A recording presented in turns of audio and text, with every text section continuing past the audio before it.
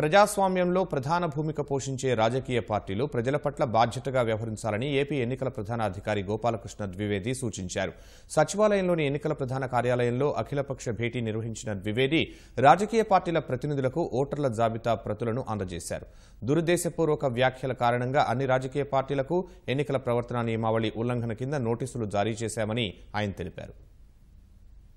ఎన్నికల నోటిఫికేషన్ విడుదలైనప్పటి నుంచి రాజకీయ పార్టీలన్నీ ఒకరిపై ఒకరు దురుద్దేశపూర్వక వ్యాఖ్యలు చేస్తూ ఎన్నికల ప్రవర్తనా నియమావళిని ఉల్లంఘించారని రాష్ట్ర ప్రధాన ఎన్నికల అధికారి గోపాలకృష్ణ ద్వివేది తెలిపారు. ఇప్పటికే అన్ని పార్టీలకు ఈ అంశంపై నోటీసులు కూడా జారీ చేశామన్నారు. అమరావతిలోని రాష్ట్ర ఎన్నికల ప్రధాన కార్యాలయంలో అన్ని రాజకీయ పార్టీల ప్రతినిధులతో ఆయన సమావేశం నిర్వహించారు. తాజా ఓటర్ల జాబితాను పార్టీల ప్రతినిధులకు అందించారు. సామాజిక మాధ్యమాల ద్వారా ఇస్తున్న ఫిర్యాదుల్లో సగానికి పైగా బోగస్వేనని స్పష్టం చేశారు.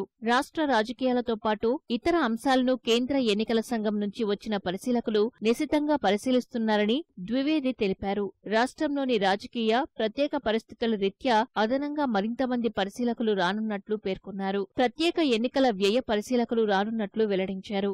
రాష్ట్రంలో తాజా ఓటర్ల జాబితా గురించి ద్వివేది వివరించారు. రాష్ట్రంలో 3,93,45,717 ఓటర్లు నమోదయ్యారని చెప్పారు. కొత్తగా 25 లక్షలకు పైచిలుకు మంది ఓటర్లు నమోదు చేశామని తెలిపారు. అన్ని జిల్లాల్లోనూ పార్టీల ప్రతినిధులకు ఓటర్ల జాబితా ఇస్తారని వివరించారు. రాష్ట్రంలో 175 అసెంబ్లీ స్థానాలకు 2,395 మంది, 25 పార్లమెంటరీ స్థానాలకు 344 మంది అభ్యర్థులు బరిలో ఉన్నట్టు తెలిపారు. 15 మంది కంటే అదనంగా అభ్యర్థులు ఉంటే అక్కడ మరో ఈవీఎంను వినియోగిస్తామని స్పష్టం చేశారు.